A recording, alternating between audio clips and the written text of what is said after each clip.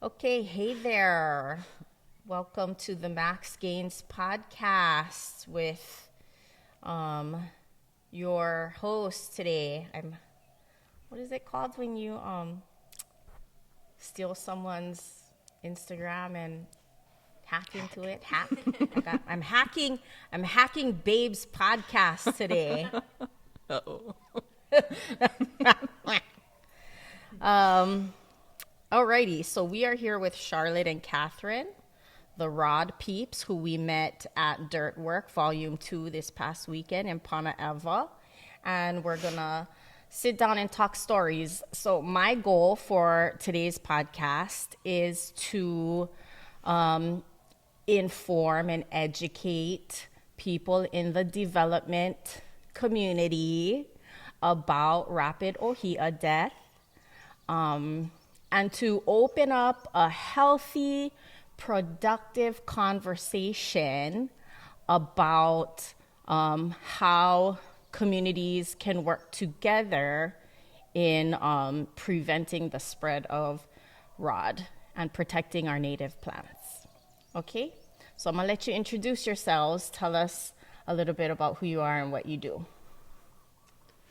I'm Charlotte Romo. I work for University of Hawaiʻi, the CTAHR, which is the College of Tropical Agriculture and Human Resources.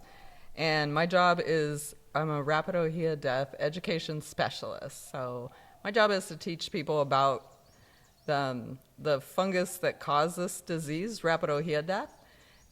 It's a relatively new fungus. And so people have a lot of questions. And I'm Katie. I am the Kupu Intern for Rapid ʻŌhiʻa Death. So a little bit about Kupu. I am part of the Conservation Leadership Development Program, which is basically just like a entry-level beginner kind of insight into the conservation field and all of the different things that it has to offer. So there are people that do things like me. There's also people that work out in the field all day doing trail maintenance, different things like that. But yeah, I am specialized in ROD now, working with Charlotte as the outreach education specialist. Yes. All right, tell us, what is ROD? What is rapid ʻŌhiʻa death? So rapid ʻŌhiʻa death is a disease that started a little over a decade ago. My boss and some of the other scientists started getting a lot of calls from the Puna area of ʻŌhiʻa trees dying, and they weren't sure why. And when they started to explore what it was, they figured out that it was caused by a fungal pathogen called ceratocystis. And they identified this species as one that affects potatoes. And so it's not a fungus like a big mushroom, it's a microscopic kind that gets inside the vascular system of the plant. And when they were looking for a new one that was causing this, they actually found two. And so they named them, working with Kekui, Kanakaʻoli. They gave them Hawaiian names because they only affect ʻŌhiʻa, which is a very special tree in Hawaii. And so the first one is called Ceratocystis luku ʻŌhiʻa. And this is a more virulent one, which means it's really fast and it infects and kills the tree really rapidly. So they called the disease rapid ʻŌhiʻa death. The second species is called Ceratocystis ʻŌhiʻa, which means like overturner of ʻŌhiʻa. And this one is more of a canker disease, which means that it can kind of compartmentalize off, like the tree, it kind of dies one branch at a time instead of the whole canopy, like you see with luku ʻŌhiʻa.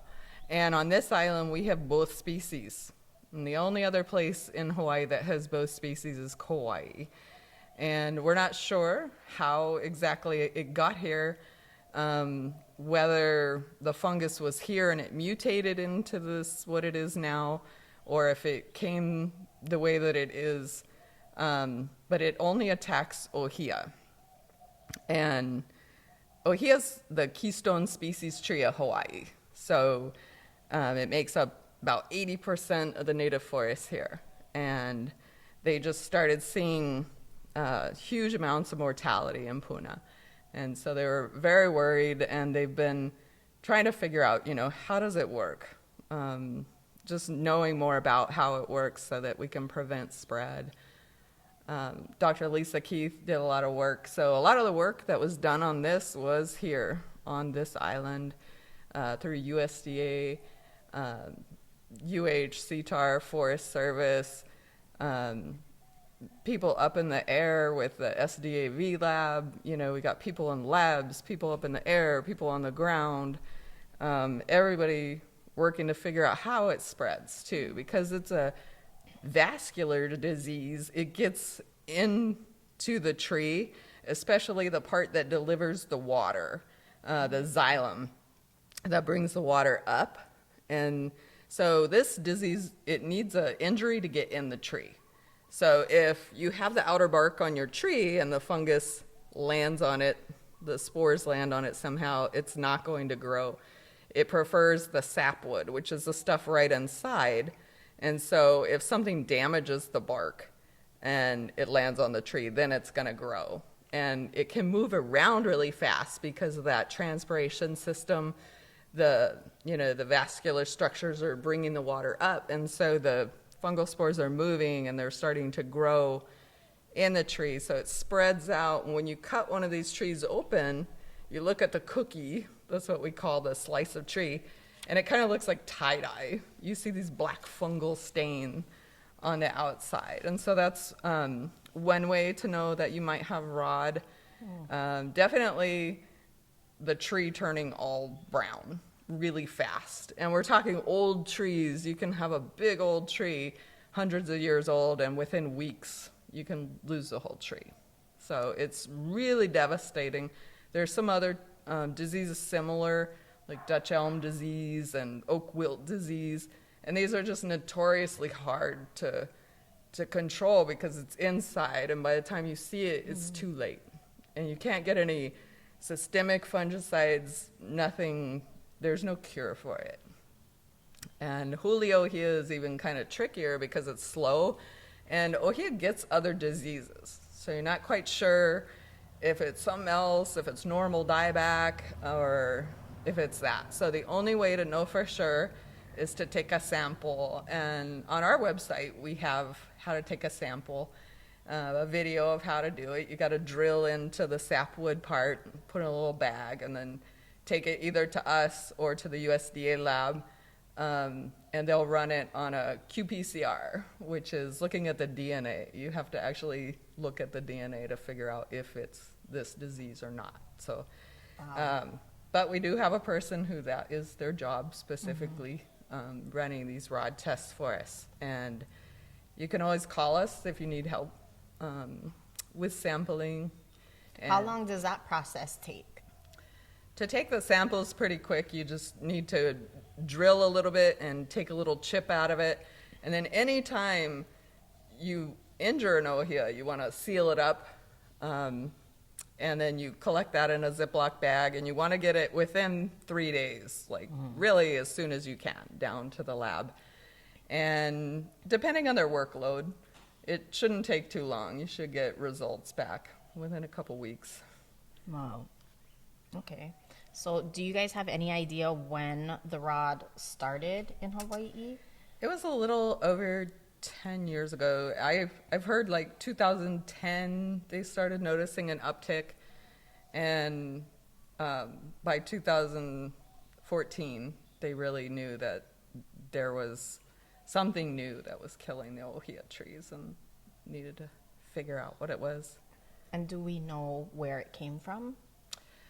No, we're not certain where it came from. When they look at the DNA of the ceratocystis, the two species come from different origins based on their DNA.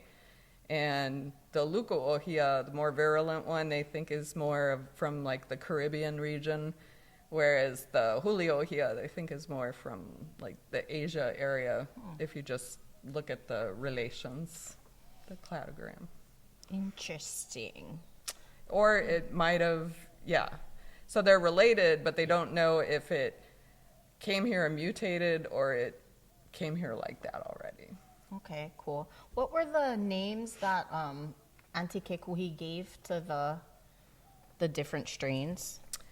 So the worst one, the fast one, is luku ʻŌhiʻa. Luko. Or Luku. Luku. Oh, Like right, Wailuku, yeah. so destroyer of Yeah. ʻŌhiʻa, because it is so fast. Mm-hmm. And then the other one species is huli ʻŌhiʻa, Mm-hmm. and that's kind of a overturner of ʻŌhiʻa. And theoretically, if you caught that one in time, you could cut off the branch and seal it and maybe prevent it from getting into the rest of the tree. And then would we need that DNA test to determine if it's a huli or a luko? Yes. And they can do both tests. Okay, In good. the lab. That is good too. And some trees have both. Dang. Yeah. So the luko is like, no chance, she's gone down the river. Bye, girl. Pretty much. I hate to say that because I never want to give up on something, but usually you see it when the canopy turns brown and it's already all in the vascular system. That is Kinda like a heart attack. problem. That's a problem. Yeah, Problem. very much.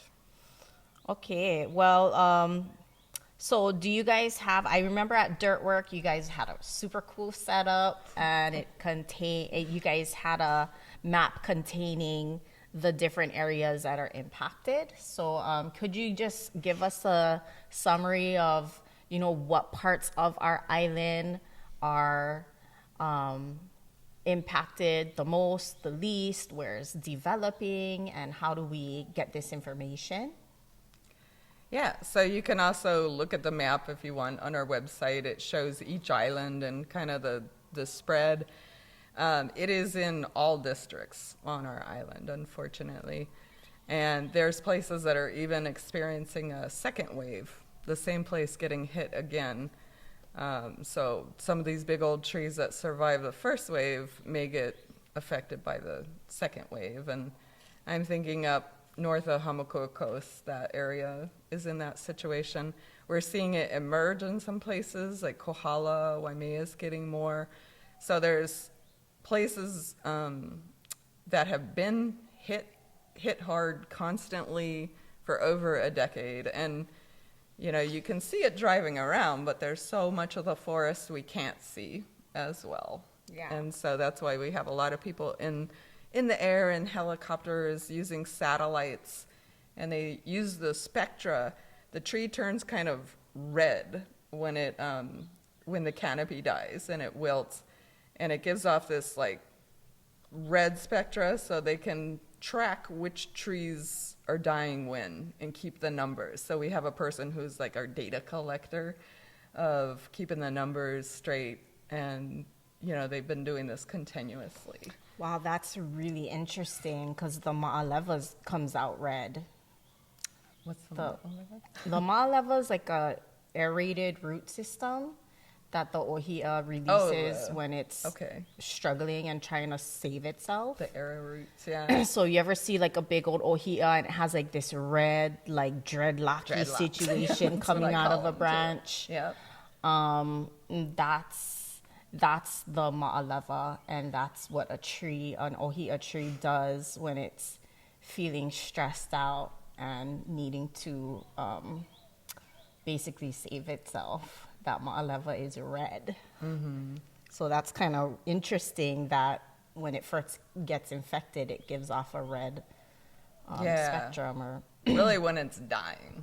And it also gives off a smell. And we don't think about this because we can't smell it as we walk by the tree.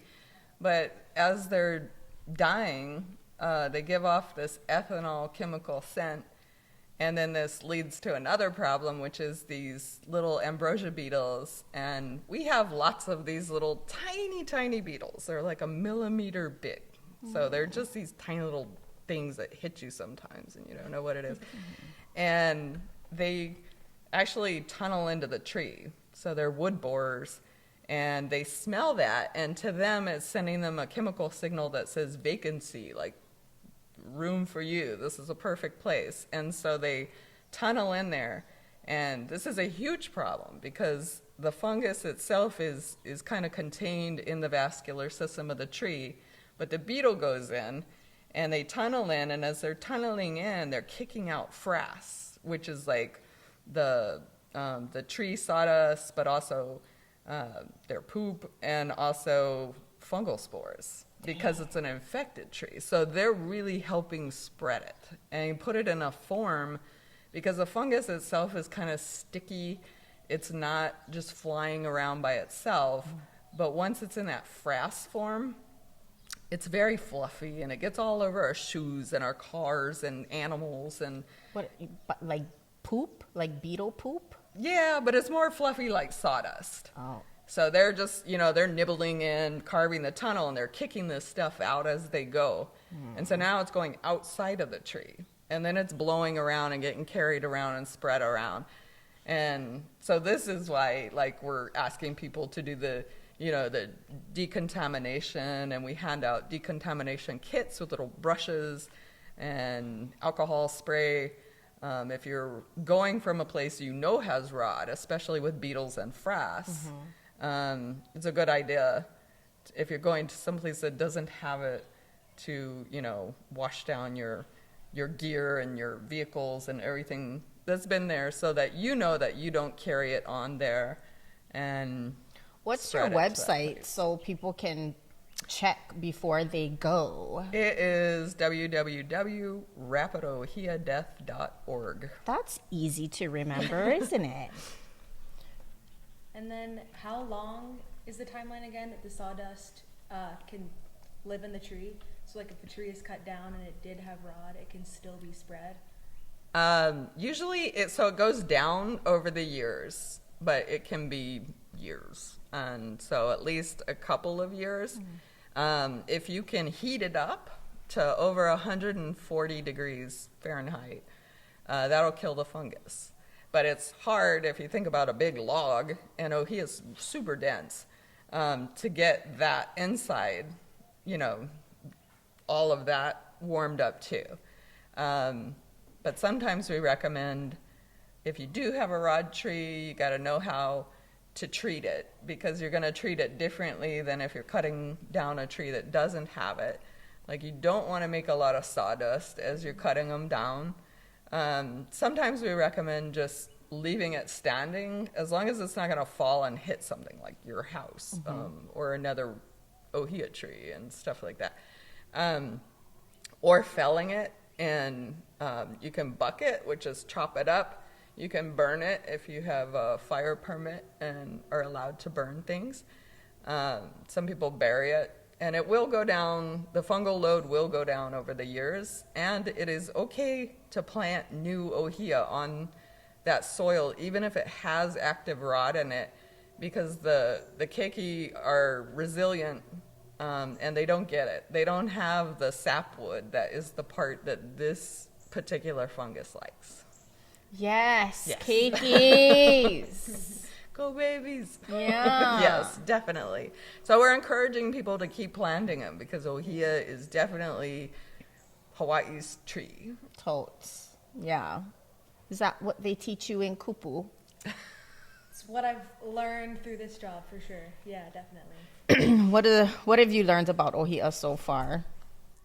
A lot about just kind of like the importance, the role that it plays, how so many things like rely on it. It is such a big part of the ecosystem here, with all the water and the birds that rely on it, all of that stuff. But also obviously all about rod, everything that you can do to take care of it, things that you should and should not do in order to prevent it from coming to your trees, but also prevent it from spreading. So like one of those big things is like messing with their roots. They really don't like to have their roots messed with. So I guess something that you could do is putting like a little bit of netting around the trees, so that, for example, if you're weed whacking, you don't weed whack too close to the tree and hit their roots, and something happens to your tree, and you go in and look, and you're like, oh, that's what it was. Because there's little things like that that you can do to kind of pretty easily prevent your tree from having a wound and potentially getting rod. Yeah.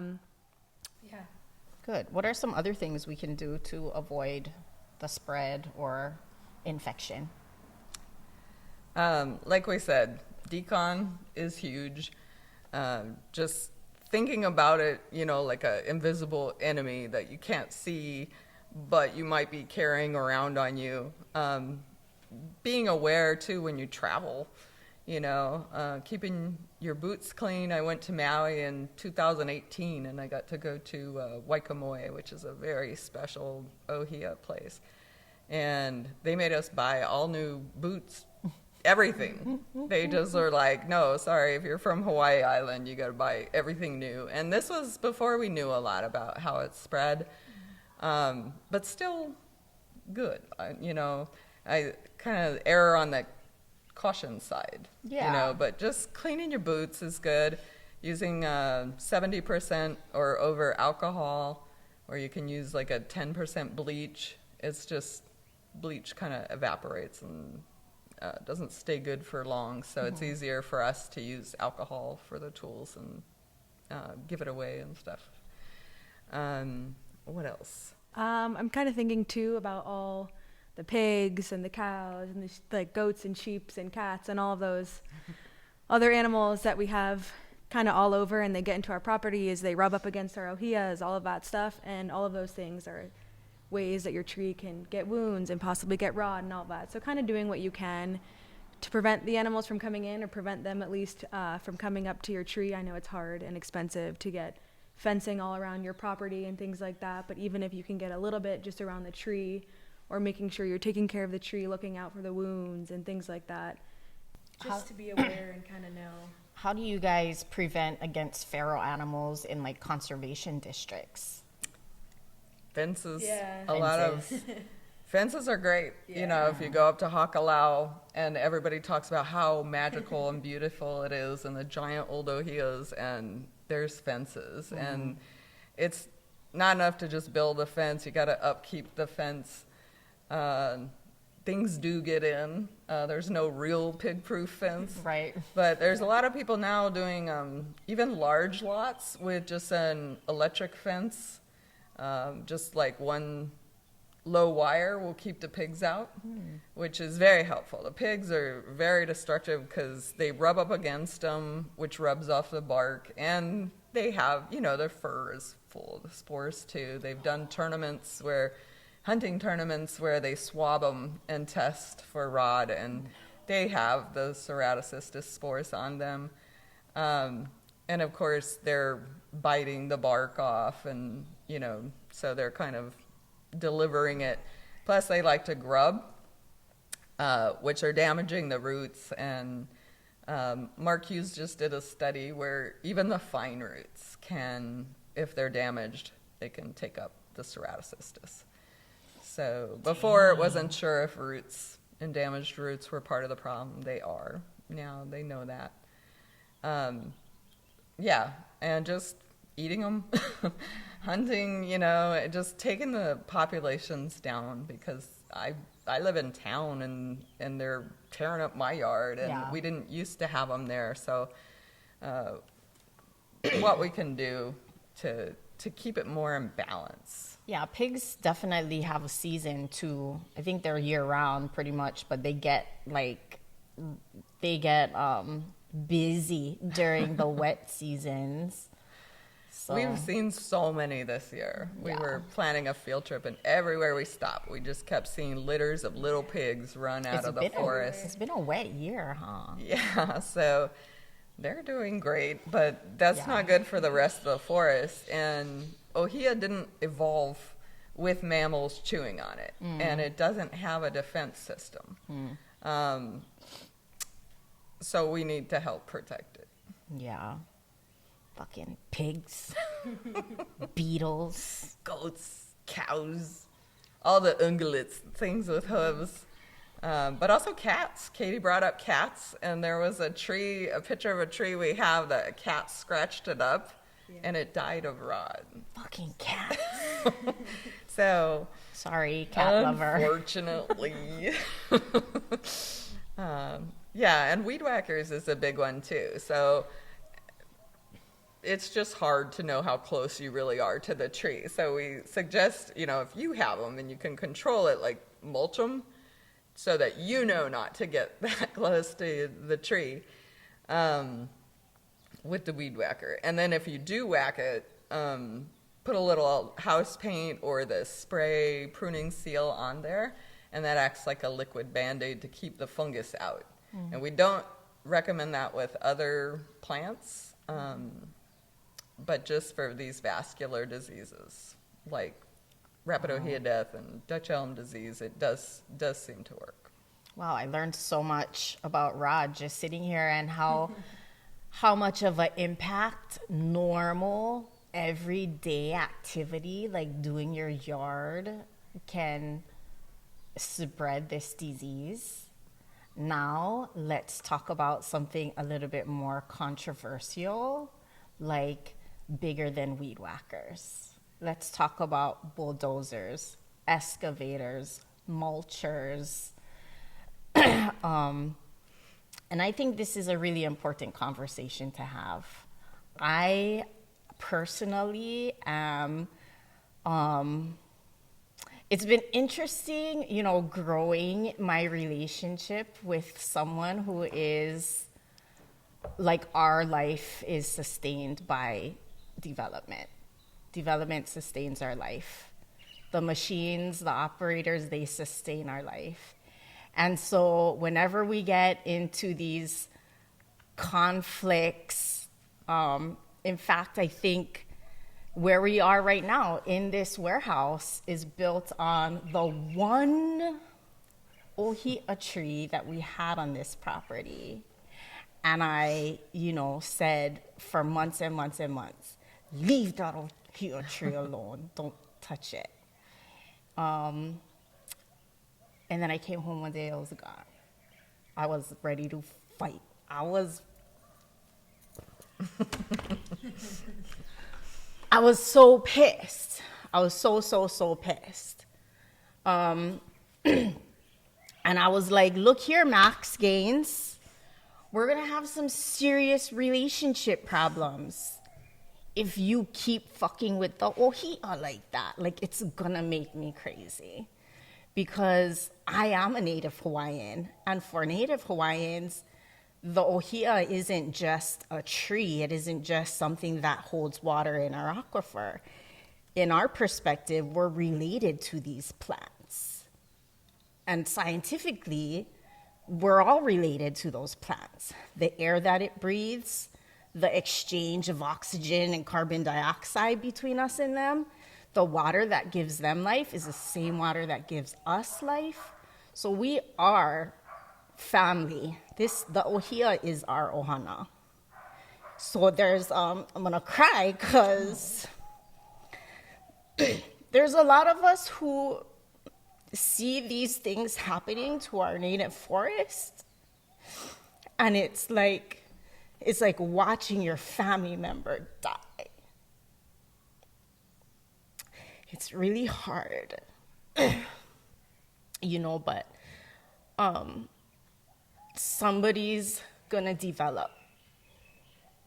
And my hope is that the people who are developing are taking this seriously, like as serious as they would the health of their own family. And educate, open these conversations. I think so many times people dismiss hard conversations. You know, a lot of operators, a lot of people in this industry, it's hard to make a living in Hawaii. The cost of living here is so expensive. And our operators, our realtors, our developers, this is probably one of the industries that generate the most income for families here. So it's really hard to say, you know, don't clear that lot, don't build that house, because at the same time, we're facing a housing crisis as well. And people need homes. So how do we balance deforestation? That's what it is, deforestation. I'm not even gonna try to sugarcoat it.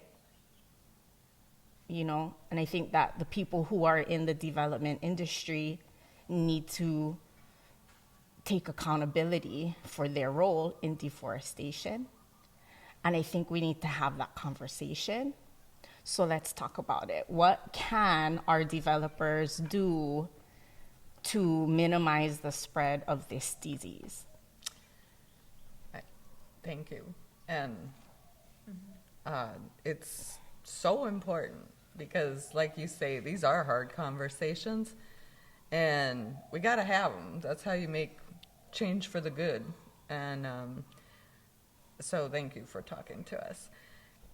And I think that we need to look at every piece of land that's being developed, to go on to that land, walk around, look at what's there. Are there any threatened endangered species? Does it already have ROD? I know the technology's out there that we can have like rapid tests, like a COVID test for ROD. And I'm like, where's my test? Yeah. Because I think this is a perfect application for it. If you could go out in the field, you see some suspect trees, you do some tests. If it has ROD, that's going to dictate how you handle it differently. You got to just be more careful about cutting and, wood chips and sawdust flying and everything. Where are you going to put those logs? I get a lot of calls of people who the lot next to them just got cleared, and they'll pile the logs, which they think might have ROD, right on the fence line. So this is causing like neighbor fights. And these are people who haven't even moved in yet. So making people aware of the value of the tree, of the importance of this tree, that it's, and other species, but just so making sure there's not ROD there, looking at what is there. If there's a really old tree, figure out a way to go around them as much as possible to preserve as much of these precious plants as we can.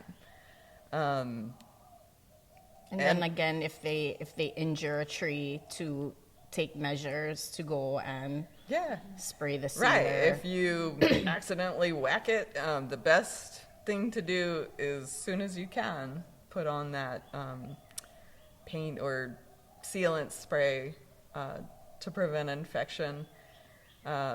Roots, tread lightly.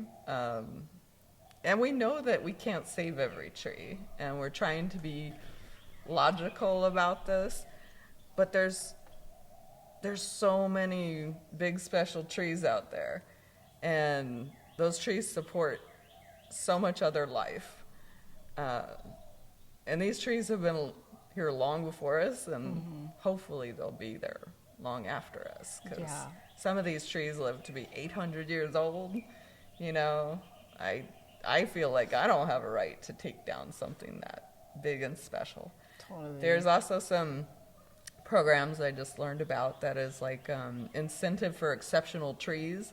So you can apply to have a tree made exceptional. And I thought it just had to be like the oldest or the best or the only one. And I'm learning, no, it's a tree that has history, that has a story. And so I think we really should be looking into that and not taking it for granted, what we have here. Put more into preserving it for the future generations. It's their future. Totally. Speaking of future generations, Katie, do you think that like working at Kupu or just being in the internship phase in your life, do you have a lot of peers, or do you know a lot of young people who might be interested in doing that kind of work, that kind of, or providing that kind of service for real estate development or construction companies that might be interested in, becoming like their own entrepreneurs and creating companies or services that provide those kinds of assessments for developers? Sounds interesting to me. I think definitely. I think especially when you're talking about things out there that are so important, like the ʻŌhiʻa, people are going to want to do something, like anything that they can to help those trees. I think especially with Kupu, it's like all conservation, outdoors, kind of preserving the land and the ʻāina and all that stuff. those people are definitely going to be the people that are going to want to take those roles and kind of make that impact and have that impact and save everything that they can. Yeah. Very good. Okay, is there anything else you guys wanted to... I'm just wiping my nose from crying over here. I didn't think I was gonna cry. Oh, here, give me a hug. I didn't think I was gonna get You emotional. care. But, We love the people who care. but it is emotional. It is. It's emotional that when you're talking about the ʻŌhiʻa being a slow infection versus the luku being a faster infection, it's really crazy that everything that I grew up seeing, like trees that I grew up, when we used to drive through Puna, it used to be so red. Mm-hmm. And now it's like albesias and the myconias and all these other trees.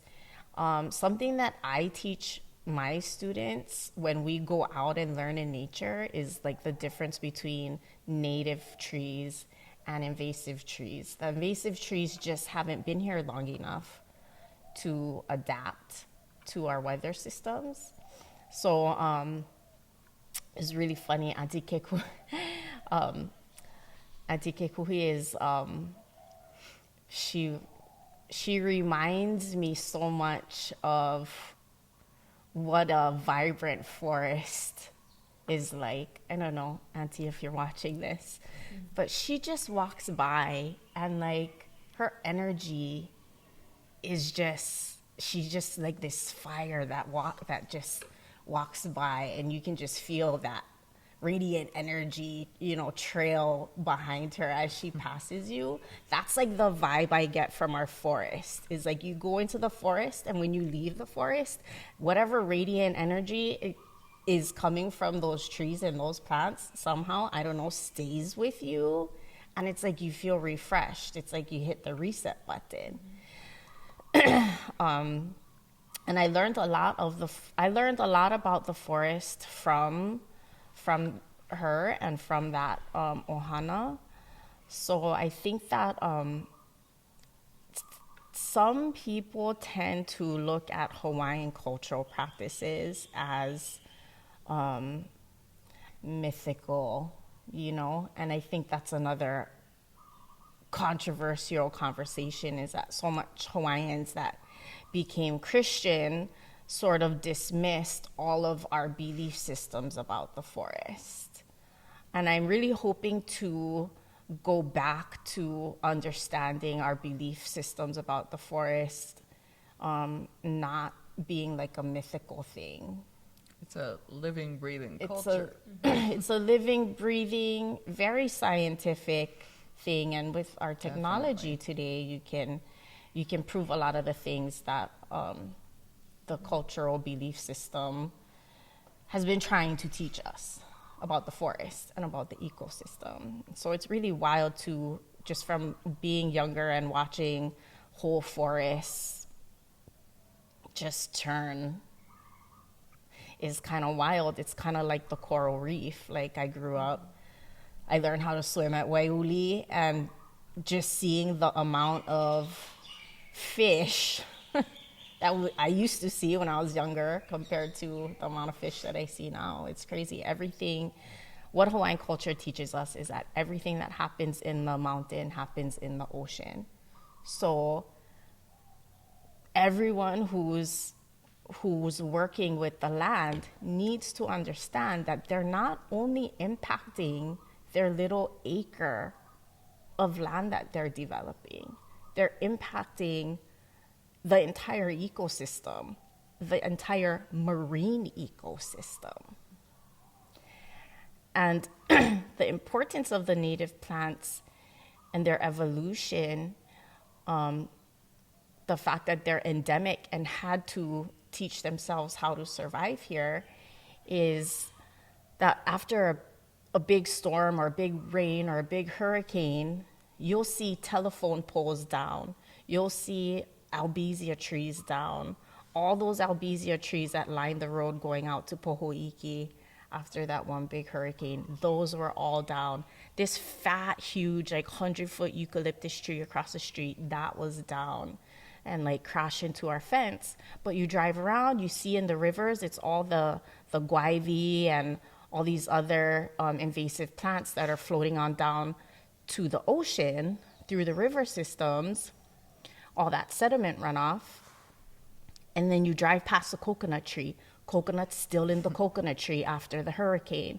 Lehua blossoms still in the lehua tree after the hurricane. The volcanoes erupting, popping off, earthquakes, raining ash. Lehuas are just like, yeah. They can even close their stomata Right. against the sulfur dioxide, which other plants can't do that. Yeah. You know? And they can get nutrients out of the air too, huh? Yeah, they're amazing trees, and they're pioneer species on bare lava. You Yeah. don't see other trees do that. No. And they make the forest. Yeah, they do. Like when you drive down to Ka'u and you see all the that Mauna Loa eruption, it's just all lava rock. And then you see that one ʻŌhiʻa tree coming out of a crack trying to make a difference. You know, that's the first life after the lava flow. And I really wish that we can move forward in our need to develop. We need to develop. I think that it's unrealistic, you know, to say that we can't bulldoze or we can't develop or we can't build houses. That's just, in this day and age, very unrealistic. So how do we move forward knowing that this disease exists, knowing how important ʻŌhiʻa is to our island, to our land, our home that the people want to live on? You know, how do we create a more aina conscious way of developing? I don't know. And maybe it has to do with working with your ahupua'a. Like if you're clearing this land here, somewhere in that same ahupua'a, you can plant more native species. Mm-hmm. And it may not be your yard. Maybe it's you go and help out with one of the watershed partnerships or on a volunteer day or, you know, grow them that way. So I know farmers, like, they want to clear because they want to have a nice flat place to plant and they don't want to do agroforestry. That's understandable. And so, but you could give back in other ways by helping our partners and stuff who go out there and plant, do that. So plant one. For every one that you take out, put one back in the ground. Period. Or else I'm gonna come for you. So with that being said, let's see what this kind of work would look like. I mean, I know a lot of young Hawaiians, and I think a lot of them would be down.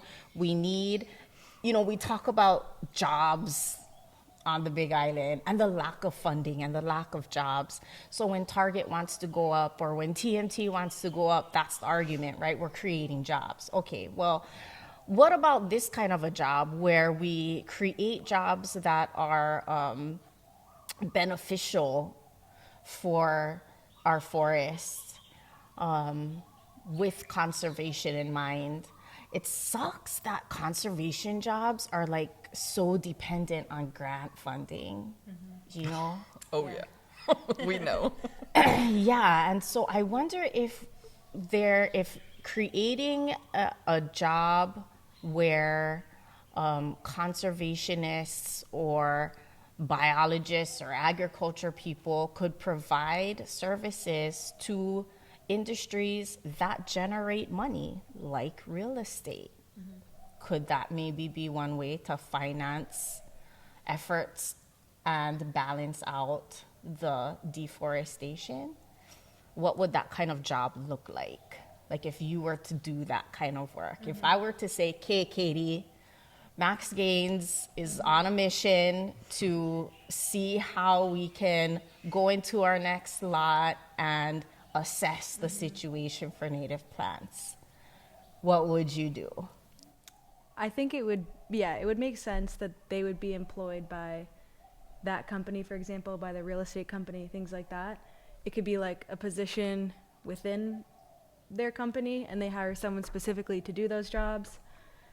And then I think, bringing them in to the lots that they're going to, check them out, see what's there, identifying all the plants that are there, being able to kind of understand what you should and shouldn't do with those plants, safety measures, kind of things like that. I think maybe part of their role could be doing everything they can in the safest ways. So trying to save all of these plants, these trees, these things like that. If you can't, giving back in the way that you can, but doing all those things. What kind of credentials do you think would be appropriate for that kind of work? I definitely think someone that knows about the different like native species and things like that, someone that's able to identify them, someone that kind of just like understands how they grow, although like those types of things, someone with that background. If they don't know, I guess you could teach them, but then you would have to have someone that does know about them that would be able to teach. But I definitely think someone that has that understanding so that they can go in and be like, oh, this is an ʻŌhiʻa tree, like this is what we have to do type of thing. Because anyone could kind of go in there and try to do it, but if you don't really actually know, it definitely won't go as far as you could. Yeah. What do you think the salary range for a job like that would be? I definitely don't make much of mine. All the fun jobs don't pay very much. So, Oh, you don't need to tell me. I'm a teacher. As much as possible. but I think for young people, For young people. Yeah. that would be well, a great job. Totally. And some of the hunters and stuff, Yeah. I used to be a teacher too. And I used to take the kids on field trips, and I was always surprised that some of the hunters, they also knew all the plants and the threatened and endangered plants because they had classes through hunting school. So I think there's opportunities all over the place, and it's about finding those right people who got the passion to just go out there and they want to run around or maybe camp out there, Right. and maybe hunt some pigs. I don't know. But just figuring out what's there and what's needed, and where to be careful. And because we are trying to just be logical about this, not, we can't save every single tree. We need houses, we need farms, we need these things. How do we actually make this happen, How do we? Well, let's do a test run. Let's go down to our lot down the street. Before we go, though, I have my spray bottle. So I keep this in my car. And it also functions as a hand sanitizer because I have 3 boys. So I just kind of spray them down. But with this, for alcohol content, I have 99 here because I'm also Chinese and we're kind of intense. So 99's fine. The reason we hand out 70% is just because it's a little less flammable for safety sake. Anything above 70%, so just nothing lower. Okay. Whoa. Anything above 70%. Yeah. All right. Well, we got 99 here. Would I be able to like dilute the 99? Like if I put that much? You could. Okay. Well, let's just go with 9. Just go with this for now. All right. I'm going to bring my spray bottle. Okay. So here we are at one of Max's lots that because he loves me so much, he saved these ʻŌhiʻa trees. It was the first thing he said. He's like, look, babe, I saved these for you. I thought that was really sweet.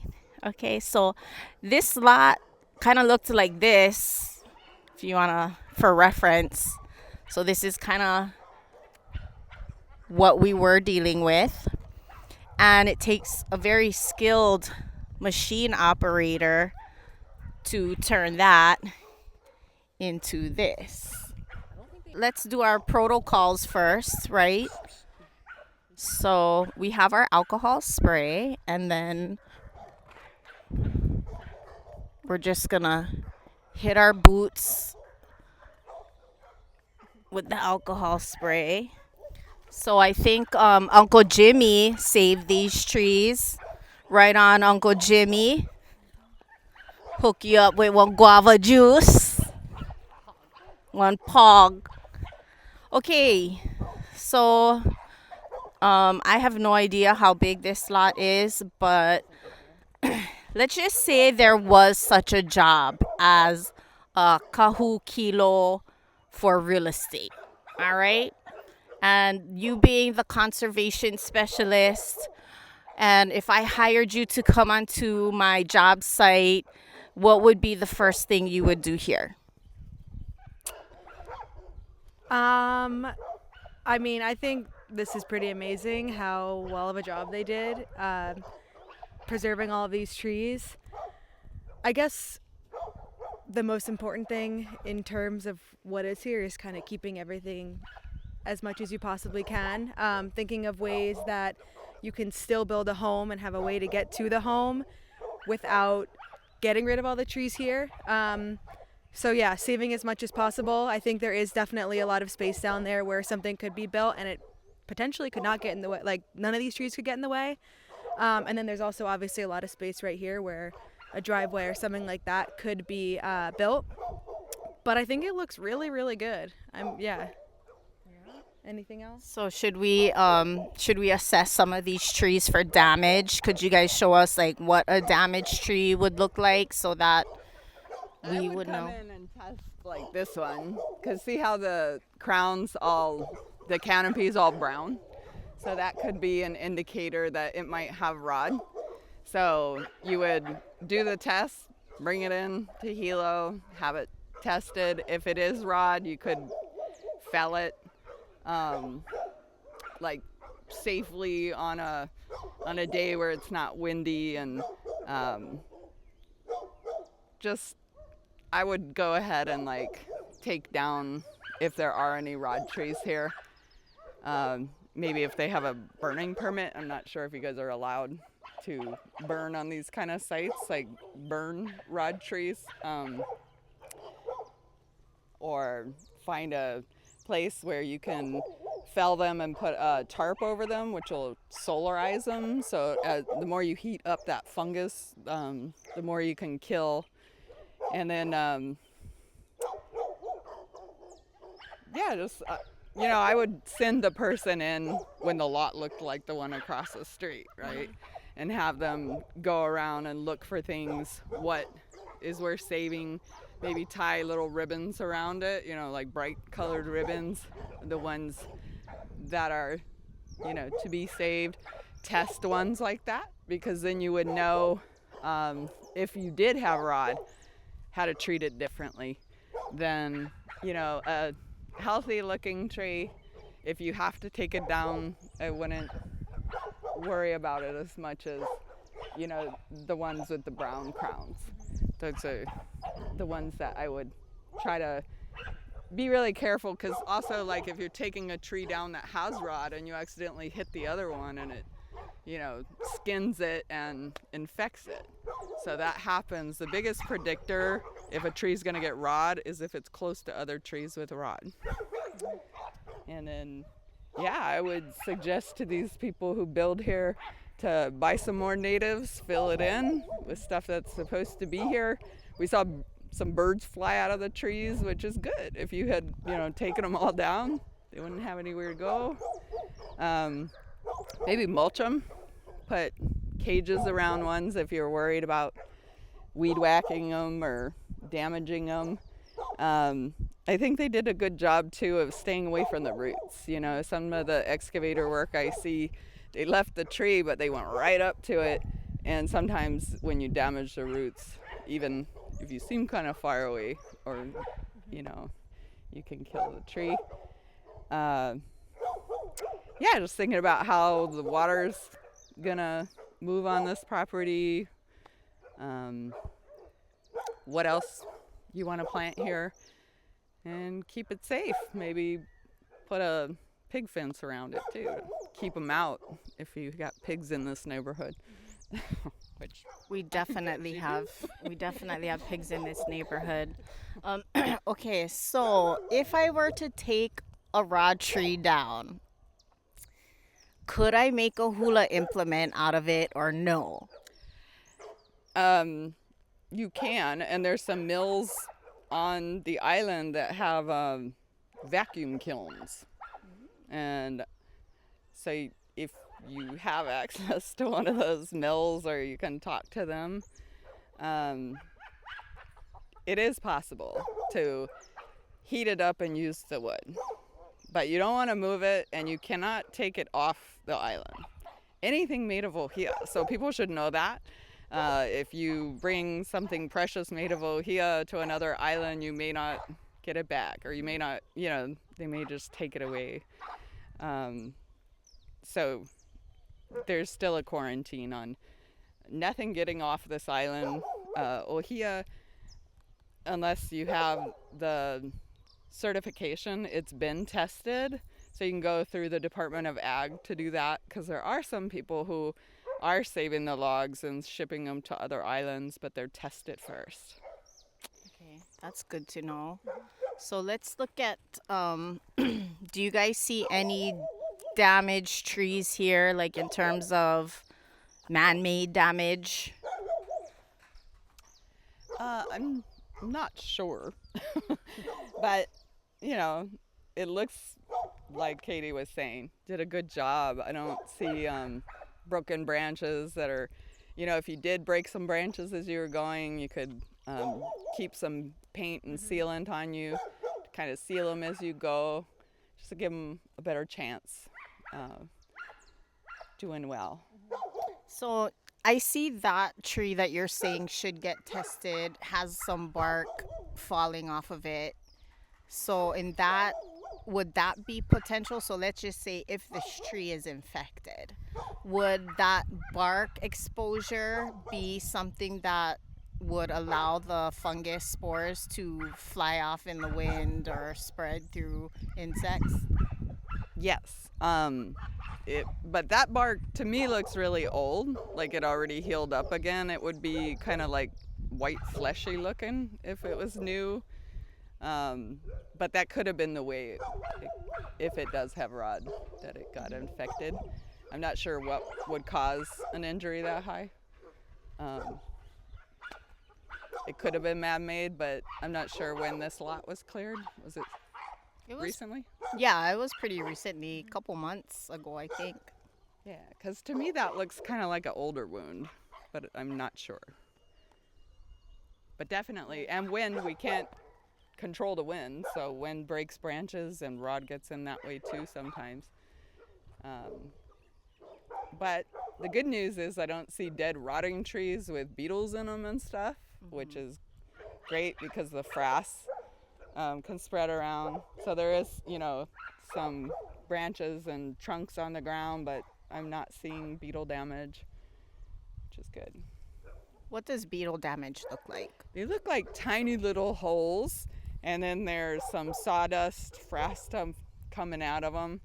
But the holes are tiny like the beetle. It's only about 1 millimeter big, which is like the thickness of a dime. They're super tiny. But one female can go in there and create a whole population and, kick out tons of frass.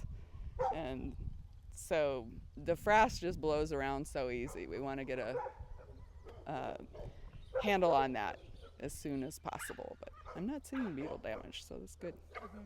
Yeah. You can always tarp to try to prevent the frass from blowing around. Doesn't really keep the beetles from coming in because they operate by smell. Kyle Roy, who's an entomologist, she did her PhD on a beetle repellent that you can put on trees that are already infected, which sounds weird, but you keep the beetles out of there, you keep the frass load down, and it's a way to slow the spread. And so it may not have a great application for the forest, but for this kind of situation, it would be perfect. It's just not approved in Hawaii yet. She's working on getting it registered, and she hopes by next year it'll be available to public. It's called splat verbanon. And if you want to read about it, it's on our website. We have all the publications on our website as well, and we're always updating the newest stuff. Cool. Yeah. Lots of scientists working hard on this issue. And land managers, you know, the BISC, the Big Island Invasive Species, are wonderful. And they're really broad. But they're kind of our boots on the ground, who go out, and if they see something in the air, they tell them the GPS coordinates. They go out in the forest and test that tree, especially in areas where we haven't seen it before. We want to try to get quick handle on that as much as possible.